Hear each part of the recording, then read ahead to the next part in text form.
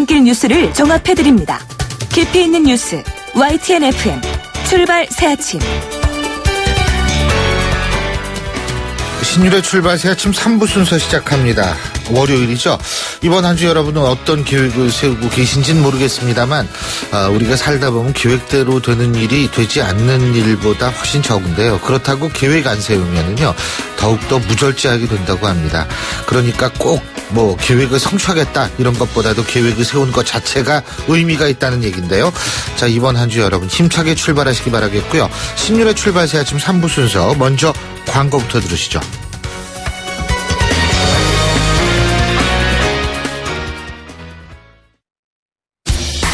항공권도 매진이야. 실시간 빠른 항공 호텔 예약 시스템 온라인 투어. 가격이 싸니 일정이 별로야. 알뜰하고 품격 있는 여행은 온라인 투어. 에어텔, 교통패스, 각종 입장권. 복잡해. 여행의 예약을 한 번에 온라인 투어. 기억하세요. 여행의 모든 해결 온라인 투어. 온라인투어.co.kr. 페이스 노루코 면도기 도루코 페이스 면도기 페이스 안전하고 부드러운 대한민국 면도기. 안전하고 부드러운 면도 그 이상을 경험하세요.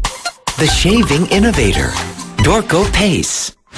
사장님, 성악가 김동규 씨네 집 바닥재 좋던데 우리 집도 똑같은 걸로 해줘요. 요즘 떠오르는 바닥재 스타 강마루. 스타일 좋고 습기 열 긁힘에 강하니까 오래 사용하려면 그래서 스타 강마루로 하는구나. 성악가 김동규입니다. 강마루 스타는 스타 강마루. 스타 강마루. 온도와 습도를 항상 일정하게 유지시켜주는 항온한 습기 전문기업 AR. 전산센터, 반도체 공장, 미술관, 박물관, 귀중품 보관실을 30년 축적된 기술로 AR이 지켜드립니다. 24시간 확실한 서비스 보장. 031-497-0561. 아유, 세 단계 종이 또 걸렸어.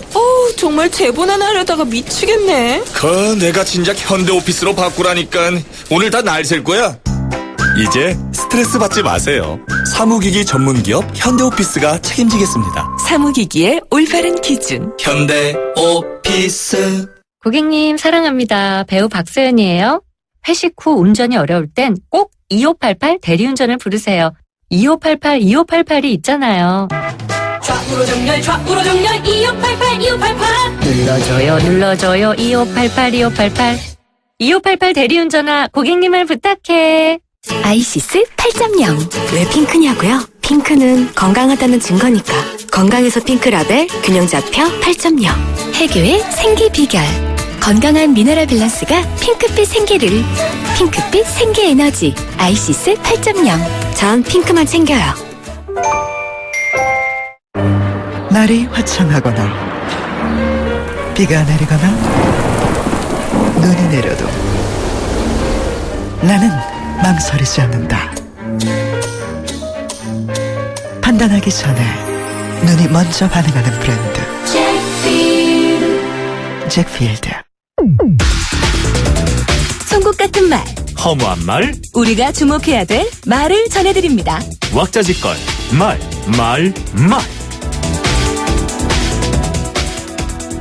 죽을 각오로 저를 던지겠다.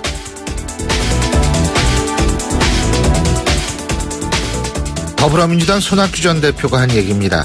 손학규 전 대표의 이런 발언은 곧바로 대선 행보로 시작한다는 식으로 이해해서는 안 될 겁니다. 아직까지 정치판의 변화가 가시적이지 않기 때문인데요.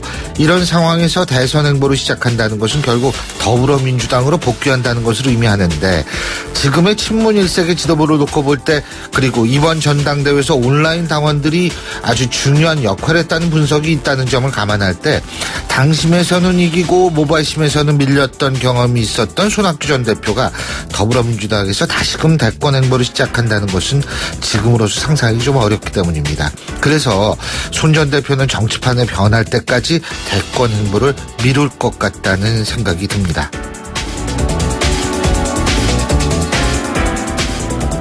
고위공직자 비리 수사처를 신설해서 우리나라 고위공직자 비리를 철저하게 뿌리채 대청소해야 한다.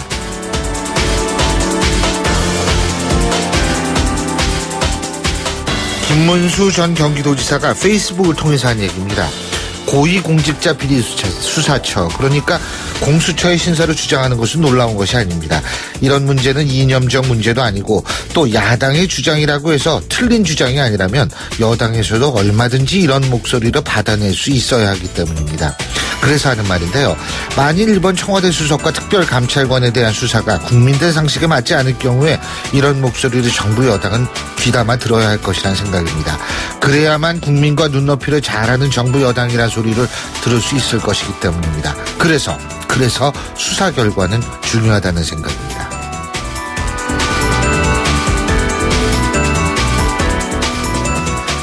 지지하는 정치인들이 다르다고 해서 적대하는 말들이 넘쳐난다. 우리 문팬 가족부터 선풀 달기 운동을 시작해 분위기를 바꿔나가자.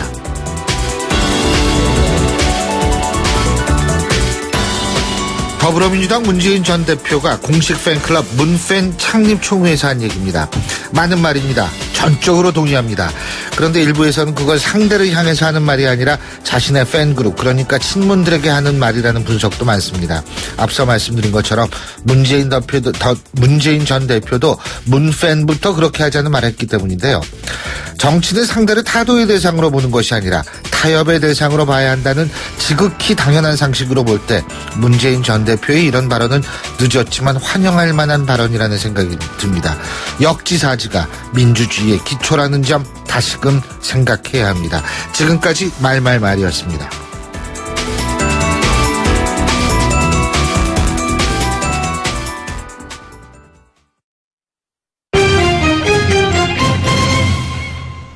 경제 뉴스 알아보겠습니다. 최유한 평론가 연결합니다. 안녕하십니까? 예, 안녕하십니까. 최유한입니다. 지금 대우조선 해양 문제요. 이게 예. 검찰이 수사 중이고 아주 굉장히 주목을 받을 수밖에 없는 상황인데. 그렇습니다. 근데 여기 사회이사들이 사실상 거수기에 불과했던 것으로 드러났다 그러죠?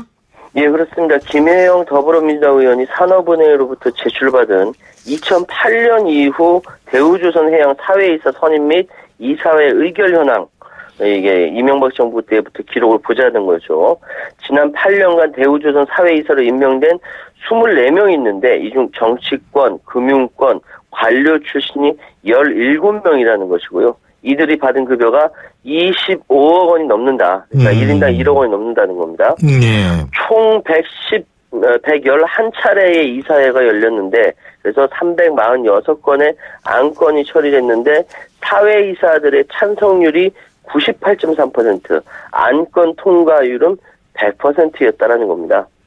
외부 전문가를 통해서 경영의 투명성을 높이는 이 사회의사 제도의 기본 취지가 무색하다는 것인데요. 근데 이게 딴 회사는 어떤지 모르겠어요. 여기만 이런지 아니면 딴 데도 그냥 그렇게 하는지 그거 진짜 궁금하네요. 사회이사가 그 회사의 사장이라든지 회장으로부터 주로 추천받아 들어가는 거기 때문에 그 문화가 좀 문제인 것 같아요. 그렇죠. 그리고 이 경기 불황 때문에 올해 추석에 상여금을 지급하는 기업이 작년보다 줄어든 것으로 나타났다 그러죠? 그렇습니다. 근로자들이 받는 평균 상여금과 휴무 기간은 작년보다 소폭 늘어난 것인데 기업 자체는 줄어든 걸로 보였습니다. 한국경영자총협회가 전국 373개 기업을 대상으로 실시한 2016년 추석 연휴 및 상여금 실태조사, 이거 보면요. 지급계획이 있는 기업이 70.8%로 나타나는데 이게 이제 작년엔 75.6%거든요. 4.8%포인트 감소한 거죠. 근데 이제 300인 이상 기업은 75.3%, 300인 미만 중소기업은 69.6%만 상여금을 줄 계획으로 드러났고요. 이유는 뭐 뻔하죠. 경기가 나빠졌기 때문에. 작년보다 더 나빠졌다고 응답한 기업이 67.3%다. 그러니까 체감 경기는 확실히 안 좋다라고 말씀드릴 수 있고요. 다만 기업들이 지급한 상여금은 작년보다 한 3만 원 증가한 104만 4천 원. 300인 이상 기업은 121만 원, 300인 미만은 99만 4천 원을 지급하는 걸로 나타났고요. 그런데 이번에는 조금 추석 연휴가 주말인 토요일이 이어지면서 조금 길어졌죠. 4.5일로 작년보다 0.5일 늘어난 것으로 조사됐습니다. 예, 그렇군요. 예. 경기가 안 좋으니까 이렇게 이 추석 상여금도 지급 계획이 없는 예? 기업이 한 30% 정도 되는 거잖아요. 아, 우울합니다. 자, 그리고 한진해운을 비롯해서 올 들어서 법정 관리를 신청한 기업이 급증하고 있다 보니까 이 주요 법원 파산부 판사들조차 겁난다. 지금 이런 얘기하고 있는 모양이에요. 글쎄 말입니다. 이게 법정 관리 신청 기업이 급증하는 것은 예. 수년 동안 지속된 경기 침체, 경쟁력 약화, 전 산업 부문에 걸쳐 한계 기업이 속출하고 있기 때문인데요. 현재 법정 관리를 받는 기업은 1,150곳입니다. 그런데 대법원에 따른 올 들어 7월까지 법정 관리 신청한 기업이 562개로 같은 기간 사상 최대치를 기록했던 지난해 540개를 넘어섰다. 올해가 최고라는 거죠. 파산 신청도 401건으로 작년보다 10.8% 늘어났다라고 얘기하는데요. 예. 그래서 지금 사상 최대 1,150개, 1년 전보다 100개 이상 늘어났는데 문제는 이 법정관리 기업의 경영 전반을 관리 감독하는 파산 담당 판사가 84명, 거의 제자리 걸음을 하고 있는데요. 예를 들어 서울 중앙지방법원 파산부 판사 18명입니다. 이 18명이 450개사를 맡고 있다는 거죠. 예. 심지어 지금 자산규모 6조 7천억 원에 달하는 이 한진해운은 물론 이 판사 경력은 길지만 이 파산부 경력이 6개월에 불과한 부정판사 손을 넘어갔다. 부실 관리 우려는 오히려 법원 쪽에서 나오고 있다. 이런 얘기가 있습니다. 그래서 전국적으로 매달 평균 80개씩 쌓이는 법정관리 신청서를 보면 판사들이 이러다 정말 큰일 나는 거 아니냐. 이런 걱정이 든다라고 토로하고 있다고 합니다. 걱정될 거예요. 진짜 그런 거 보면은. 그럼요. 예. 오늘 말씀 잘 들었습니다. 고맙습니다. 네, 감사합니다. 예, 지금까지 최요한 평론가였습니다.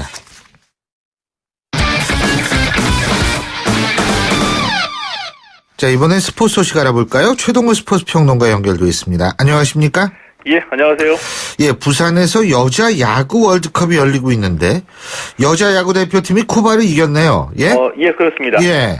이 여자 야구가 우리나라에는 아직 실업이나 프로팀이 없으니까 이 대표팀 선수들도 야구를 전문적으로 하는 선수들이 아니거든요. 주로 여성들은 소프트볼을 많이 하죠. 예, 그렇습니다. 이 직장 생활하면서 시간 내 가지고 야구하는 선수들입니다. 그래서 이 대표팀에 고등학생도 있고요. 네. 이 우리가 여자 야구 세계 랭킹 11위인데 이 세계 랭킹 8위 쿠바를 어제 4대3으로 이기고 2연승 올렸습니다. 예. 이번 대회에 12개 나라가 참가해서 4팀씩 세계적으로 나뉘어서 조별리그 치르거든요. 이 각조 1, 2위 팀 따로 또 3, 4위 팀 따로 이렇게 구분해서 2차 라운드를 벌이게 되는데 대표팀이 어제 쿠바전에서 이기면서 우승을 가리게 되는 상위 라운드 진출이 결정됐습니다. 예. 근데 지금 말씀하셨지만 이게 뭐 직업 선수들이 아니고 다른 직업 갖고 있다가 하는 선수들이기 때문에 이 참 그 사연들이 많겠어요. 예?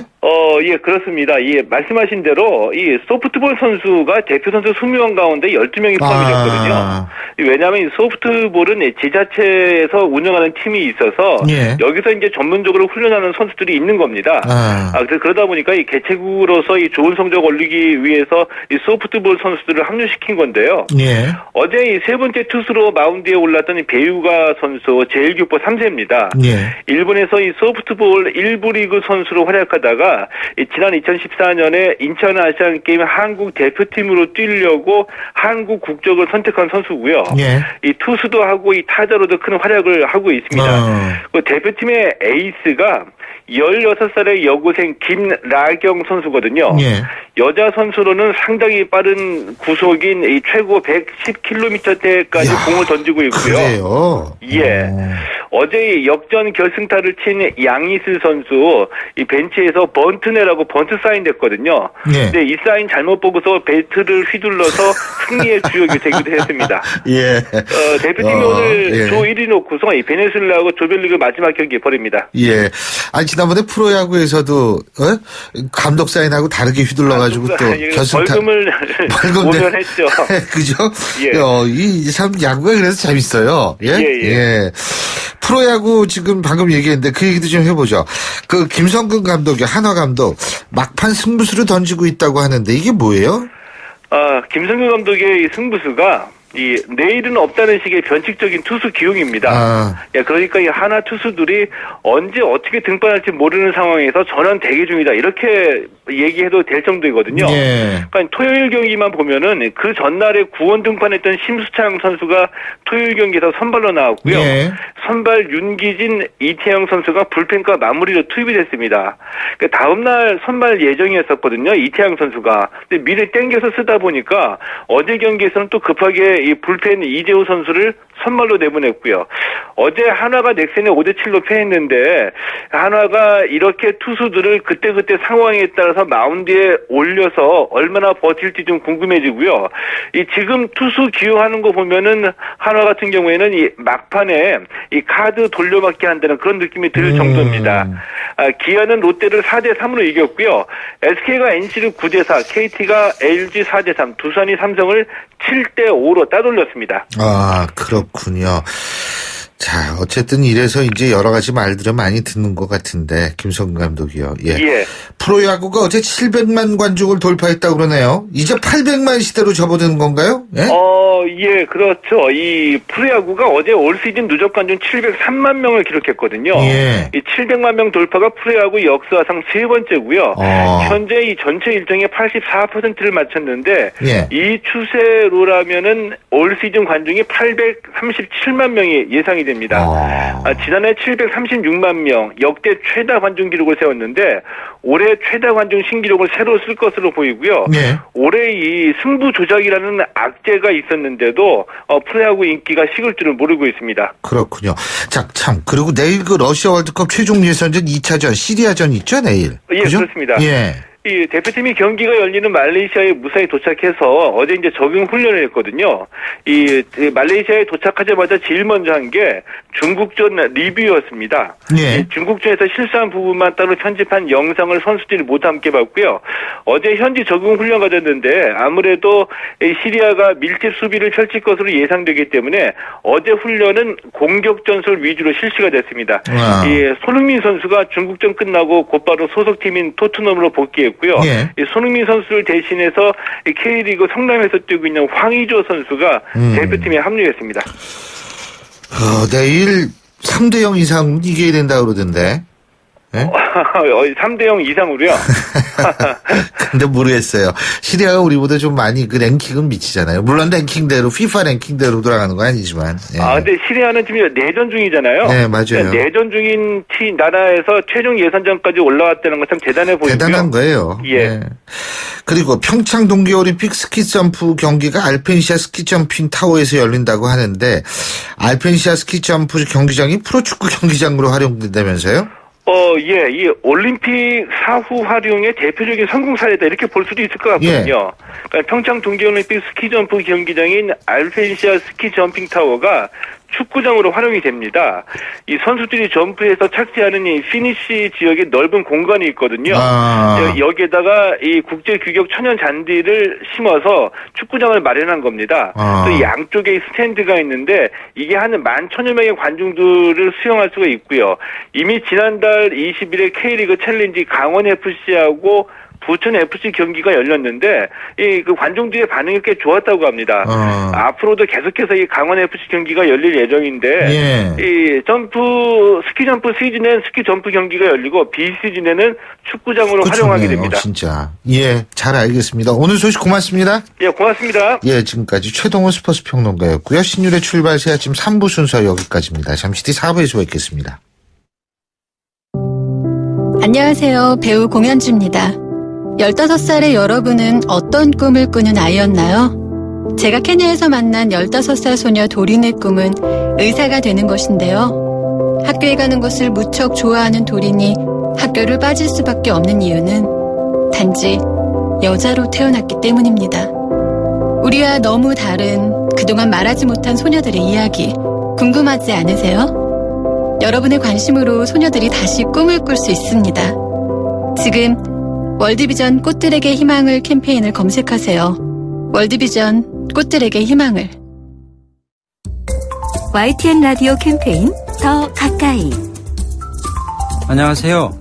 한국환경공단 이사장 전병성입니다. 혹시 자원순환사회라는 말을 들어보셨나요? 모든 국민이 함께 노력하여 폐기물을 줄이고 발생된 폐기물을 재활용하는 사회를 말합니다. 현재 우리가 사용하고 있는 종량제 봉투 안에는 재활용이 가능한 자원이 70%나 들어있습니다. 가정의 쓰레기만 제대로 분리해서 잘 버려도 재활용 효과를 볼 수가 있죠. 9월 6일은 자원순환의 날입니다. 쓸모없는 쓰레기라도 일상생활 속에서 꼼꼼하게 재활용하는 습관을 길러보는 건 어떨까요? 자원순환은 더 가까이, 쓰레기는 저 멀리 재활용하는 습관을 기르세요. YTN 라디오 캠페인 더 가까이 한국환경공단과 함께합니다. 골프 장갑도 G맥스 생산 장갑도 G맥스 헬스 장갑도 G맥스 가죽 장갑도 G맥스 장갑하면 G맥스 대한민국 우리 장갑 G맥스 30년 한길 범양 글러브가 만듭니다. 글러브 맥스 G맥스. 날카로운 분석, 내일을 보는 시선, 신율의 출발 새 아침. 신율의 출발 새 아침 4부 순서 먼저 광고 듣고 오겠습니다. 자, 따라해보세요. 이카운트 ERP 4만원 회계 관리, 이카운트 ERP 4만원 재고 관리, 이카운트 ERP 4만원 생산 관리, 사업 성공 함께해요. 이카운트 ERP의 모든 기능을 월 4만원에 드립니다. 가입비 부가세 별도. 당신의 랜드로버는 시간이 지나도 그 가치가 확실히 지켜져야 합니다. 랜드로버가 보장하는 랜드로버 인증 중고차 서비스 트레이드인 프로그램. 보유하신 랜드로버를 최상의 조건으로 팔고 신차 구입 시 특별 혜택까지 누리시기 바랍니다. 랜드로버 공식 인증 중고차 전시장에서 만나보세요. 예, 월요일 아침 출근 시간 이제 슬슬 마무리될 즈음인데요. 8시 32분 02초 지나고 있습니다. 지금 교통 상황 알아보죠. 김미란 캐스터. 네, 신율의 출발 새 아침 교통정보입니다. 아직은 곳곳에 교통량이 많은 모습인데요. 사고 난 구간 주의하셔야겠습니다. 먼저 제2 경인고속도로 인천 방면 광명 터널안 1차로에 있었던 승용차 간의 사고는 처리 작업이 끝났습니다. 다만 사고 여파로 5km 구간이 밀리고 있는데요. 이후 남동부터 문학 나들목까지는 교통량이 많아서 정체입니다. 서울도심 양평로도 양평교에서 당산역 구간에서는 선유독 사거리 조금 못 간 지점 2, 3차로에서 승용차끼리 추돌 사고가 일어났습니다. 이 부근 추가 사고 위험이 매우 높아 보이는데요. 잘 살펴서 안전하게 지나시기 바랍니다. 한강을 따라 올림픽대로 하남 쪽으로 아직은 행주대교부터 성산대교, 다시 여의도 일대부터 영동대교까지 밀리고 있습니다. 신율의 출발 새 아침 교통정보였습니다. 신율의 출발 새 아침 오늘 순서 시작합니다. 오늘 아침 당신이 듣고 싶은 뉴스 94.5MHz YTN 뉴스 FM 신율의 출발 새 아침.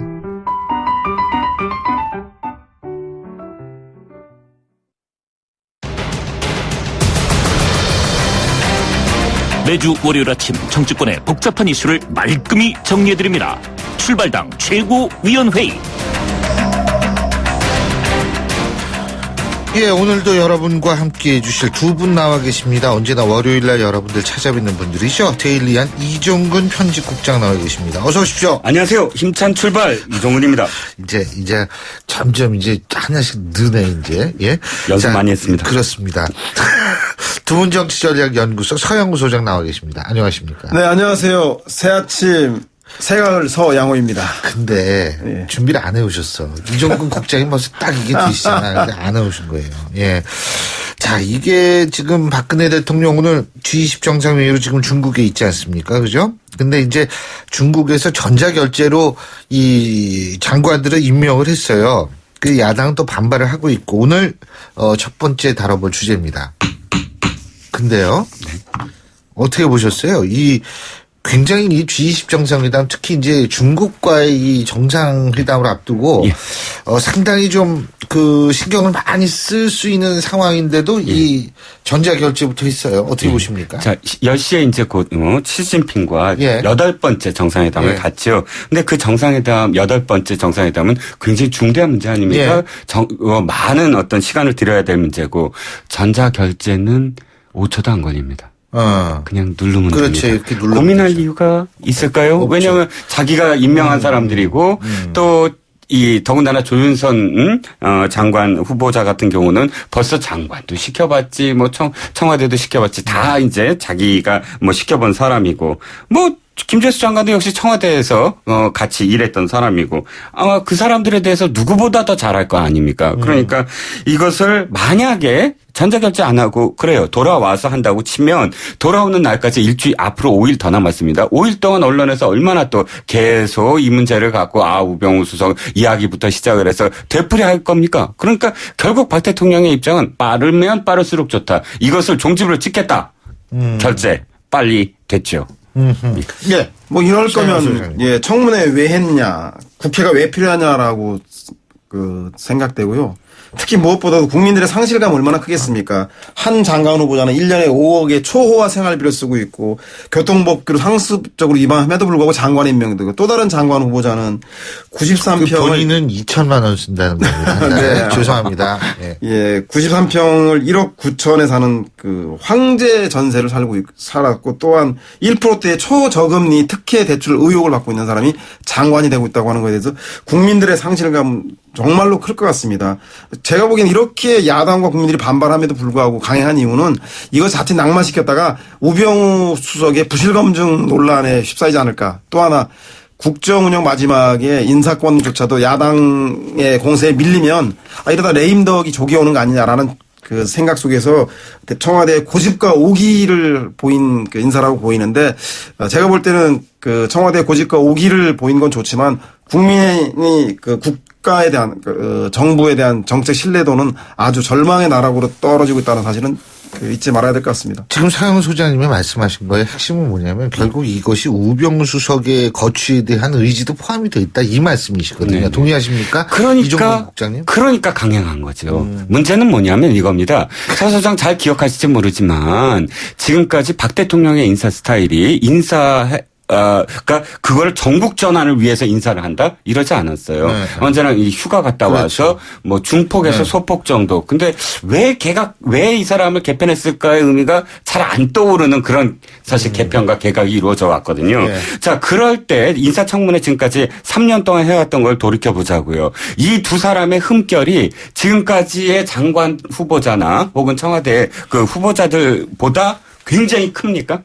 사실은 이 정도는 계속 있어 왔어요. 그런데 이번에 가장 크게 문제를 삼는 건 뭐 때문일까요? 우병우 수석 때문이거든요. 우병우 수석이 검증을 잘못했다. 이게 걸리니까 사실은 이게 증폭된 것이거든요. 예. 그러니까 결국은 우병우 수석 문제인데, 우병우 수석과 관련해서는 박 대통령의 의지가 아주 단호합니다. 뭐냐면 첫 번째, 우병우 수석을 달라고, 재물로 달라 그러는 건 우병우 수석으로 끝낼 문제가 아니다. 바로 나를 겨냥한 거다. 나를 흔들기 위해서 사실 우병우 수석 얘기를 하는 거 아니냐. 그렇기 때문에 이건 국기를 흔드는 거다라고 아예 정의를 했기 때문에 이 문제는 재론의 여지가 없다는 거죠. 청와대 입장에서. 저는요, 어쨌든 일반 국민들의 꿈을 실현한 분들이라고 봐요, 이 장관분들이. 왜냐하면 아니 1억 9천에 93평 전세가 일반 사람들의 꿈 아닙니까? 그죠? 예, 꿈을 실현한 분들이다.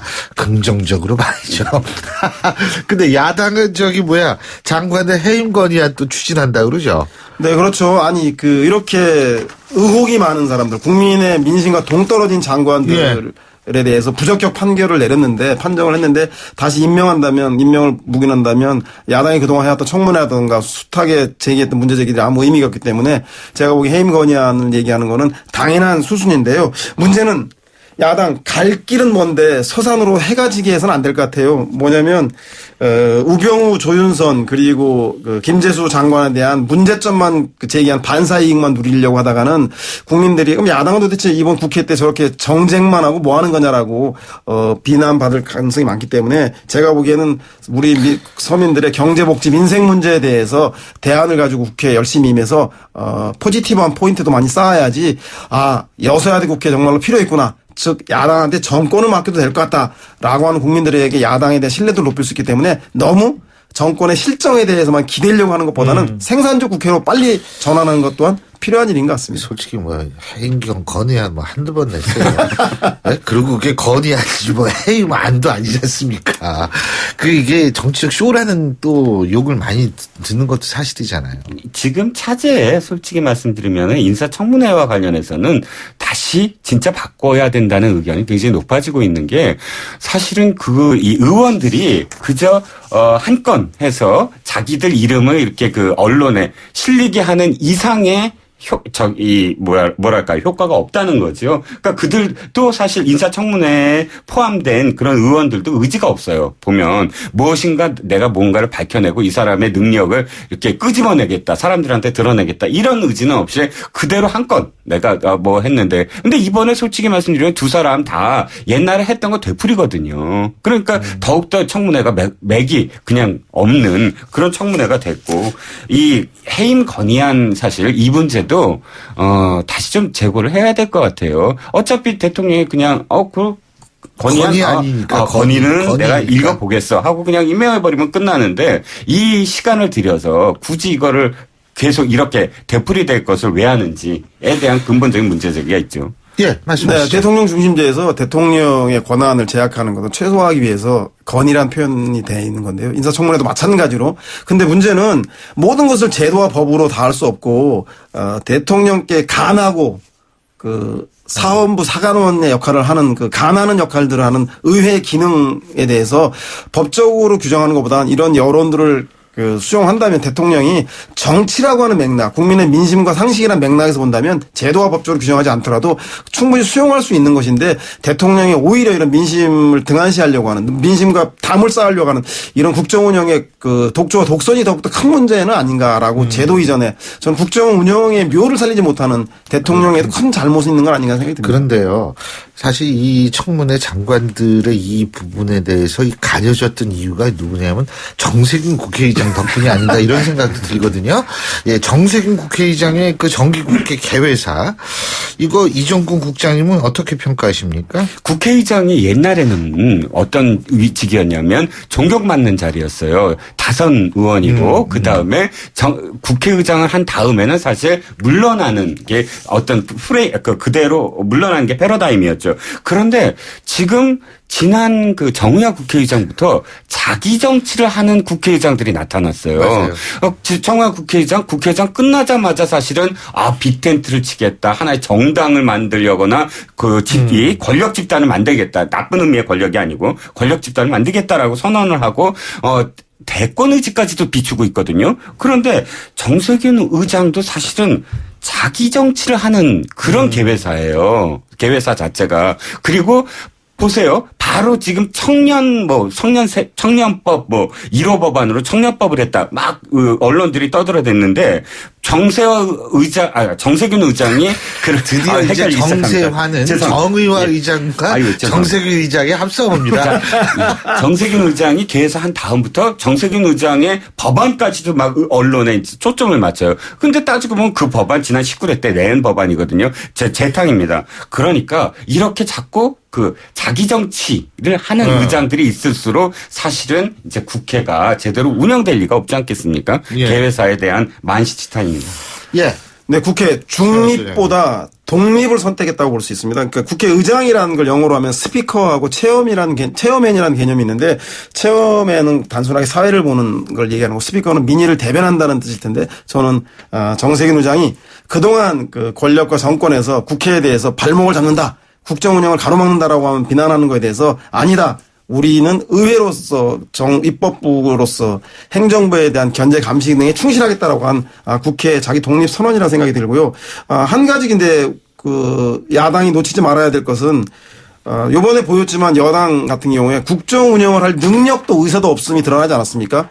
자기의 의견이 관철되지 않는다고 해서 농성하고 막말에 고함 지르고 보이콧하고 이게 지금 야당 연습하는 것도 아니고 이 사람들 이런 능력이 전혀 없는 사람들이니까 이 사람들의 책략에 말려들어서는 안 됩니다. 그래서 여소야대가 마치 정쟁의 장으로 돼서 국민들이 에이 국회도 별거 없어라고 해서 정치 혐오에 빠지지 않도록 하기 위해서 이 사람들을 지혜롭게 대처해서 할 일들을 해나가는 그런 여소야대 국회는 주인은 야당임을 잊지 말아야 하는 운영의 묘를 잘 살려야 될 것 같습니다. 근데 표현이 새누리당 때문에 뭐 새누리당의 책략에 말려들어 이렇게 표현하시는데 아니 새누리당 입장 제가 옹호하는 게 아니라 지금은 그럴 수밖에 없게 만들었잖아요.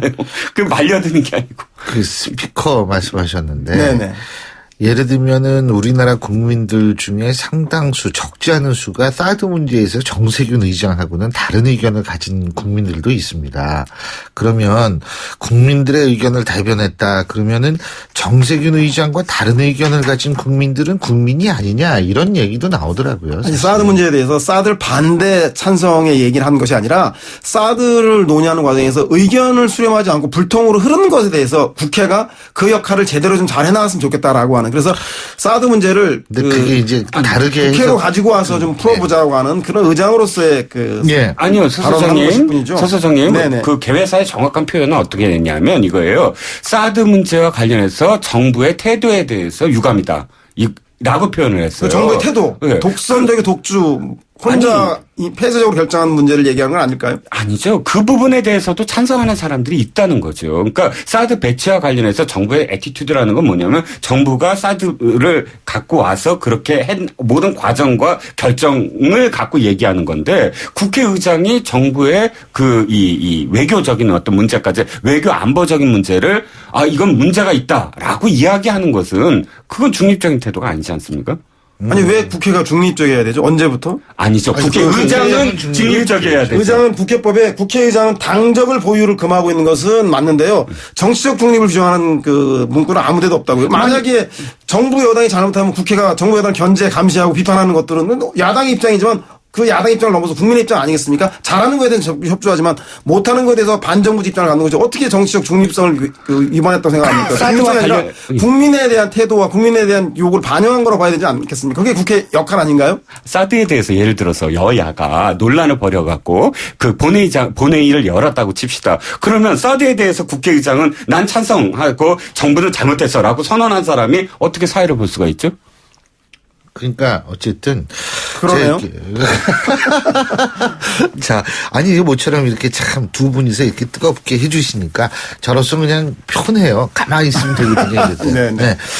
자, 어쨌든 이 정세균 의장의 문제는 제가 볼 때 오늘 최종 입장 표명이 있나요? 아니요, 입장 표명은 했죠. 끝난 거예요? 예. 오늘은 더 이상 입장 표명이 없나요? 오늘의 국회의 주요 정당 교섭 원내 교섭단체 대표 연설이죠. 의장은 그 사회권을 넘기고 국민에게 사과.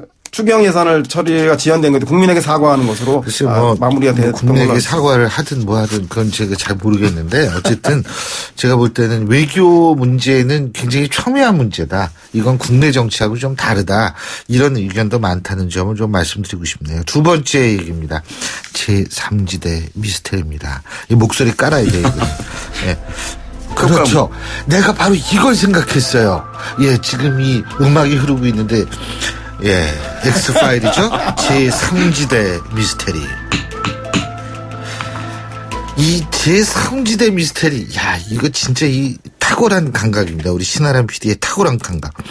제3지대 이게 뭐예요? 일단 미스터리니까. 뭔지를 모르잖아요. 미스터리니까. 그렇죠. 제3지대라는 것이 말은 나오기 시작하는데 실체는 없고 그렇다고 간다는 사람은 아무도 없는데 굉장히 무슨 영향력이 있는 것 같고 도무지 알 수 없는 그런 그 지대입니다. 보이지 않는 게 무서워요. 보이지도 않죠. 그런데 문제는 이겁니다.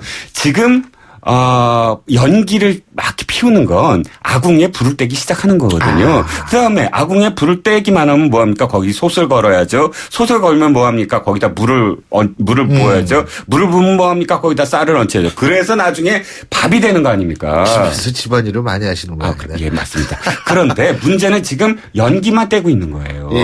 연기를 떼야지 물론 나중에 밥까지 가긴 하는데 연기만 뗐는데 누가 거기에 밥상 차려줬구나. 하고 누가 오겠습니까? 그러니까 지금 예를 들어서 김부겸 의원이라든지 유승민 의원이라든지 김무성 의원이라든지 이런 사람들이 제3지대 거기에 못 가요 라고 얘기하는 건 사실은 너무 당연하다.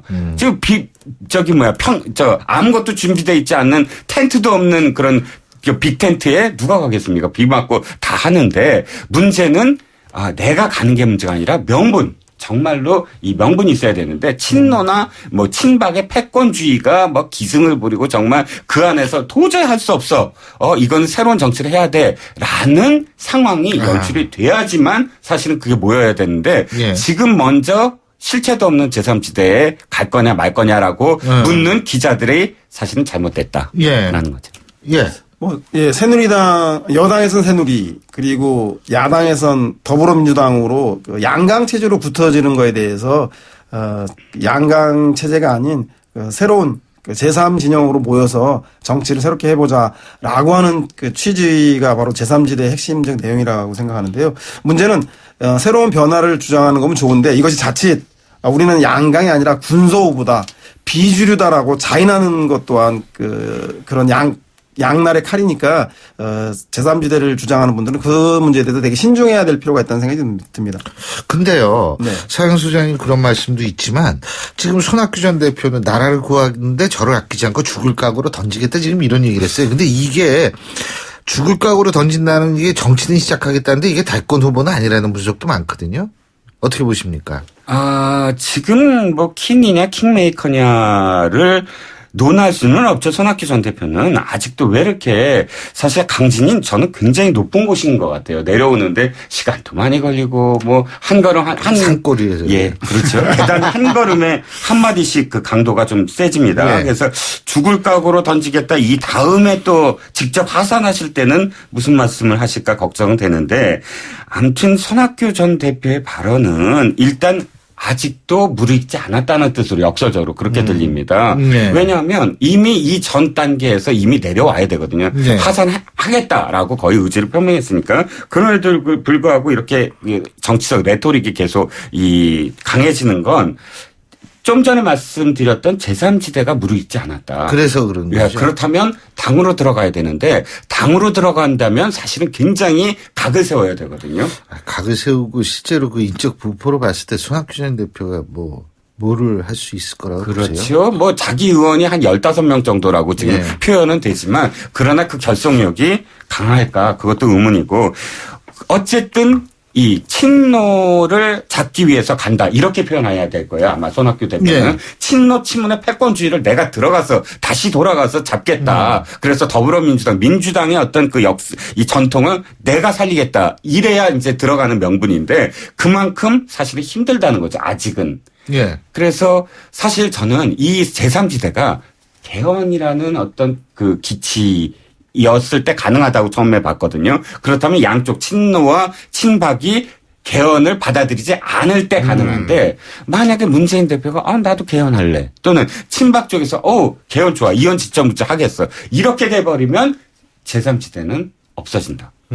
저는 이렇게 그렇죠. 그거 어떻게 보세요, 차영 소장? 네, 지금 손학규 전 대표가 죽을 각오로 던지겠다는 거는 뭐 죽겠다는 얘기가 아니라 그만큼 그 정계복귀를 강하게 반드시 하겠다. 우리가 연애할 때 죽도록 사랑한다 그러면 죽자는 얘기 아니라 정말로 사랑한다는 얘기인 것처럼 이번에는 반드시 정계에 복귀하겠다는 신호탄. 연애를 많이 해보신 모양이에요. 예? 아니, 드라마를 많이 봤습니다. 그래서 복귀를 선언한 거로 보고요. 그 선언을 어디서 할 것인가에 대해서는 아직도 국민의당을 비롯한 제3지대는 성숙되지 않았고 더불어민주당에 있는 것도 그렇고 그래서 제가 보기엔 상당 기간은 독자적인 활동을 통해서 호남의 지지와 본인의 장점인 수도권 중도층의 지지를 회복한 연휴에 그리고 나서 정계 개편 경과를 보면서 최종적으로 어디를 선택할 것인지를 지켜봐야 될 것 같습니다. 다만 이런 말씀 드렸으면 그렇지만 반문재인이라든가 반안철수의 반사이기 기대기보다 자신이 추구하는 전역이 있는 삶이 도대체 무엇인지에 대해서 국민들에게 명확히 함으로써 손학규의 가치를 가지고 국민들에게 지지를 받는 그 길을 가는 것이 빠른 길은 아닐까라고 생각이 듭니다. 제가 마지막으로 간단히 하나씩 여쭤보겠습니다.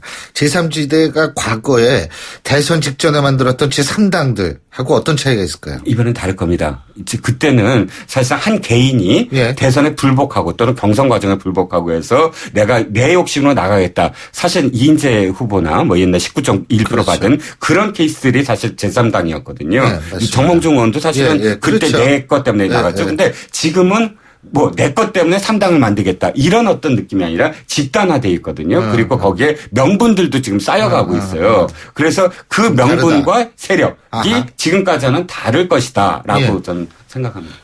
저는 뭐 제3지대라고 하는 좁쌀이 100바퀴 구르는 것보다 그 양강이라고 하는 반기문 문재인 그 큰 호박이 한 바퀴 구르는 게 훨씬 더 크다. 앞으로 정계 개편은 이런 제3지대가 주도되는 게 아니라 더불어민주당의 그 문재인 대표 전 대표나 그 새누리당의 친박에 의한 반기문 대표를 중심으로 반기문 총장입니다. 반기문 대표라고 총장 하시면 이제 죄송합니다. 벌써 이제 귀국을 하시고 반기문 총장을 중심으로 양강이 스스로를 확대 재편해 나가는. 왜냐하면 어느 쪽도 다수를 점하는 대세론이 형성되어 있지 못하거든요. 따라서 그 두 앞선 후보들이 자기를 중심으로 세력을 확대하기 위한 정계 개편에 나설 거기 때문에 제3세력에 계신 분들이 정말로 그 경쟁력을 갖기 위해서는 단순하게 반문재인 반기문이라고 하는 기치 말고 왜 제3지대인가 국민들이 점증하는 경제복지 민생요구를 그렇죠. 실현하는 새로운 가치를 보일 때만이 제3지대도 가능할 거라고 봅니다. 일부에서는 바로 그렇기 때문에 이 권력 분산형 개헌을 기치로 들고 제왕적 대통령제를 극복하겠다라는 것으로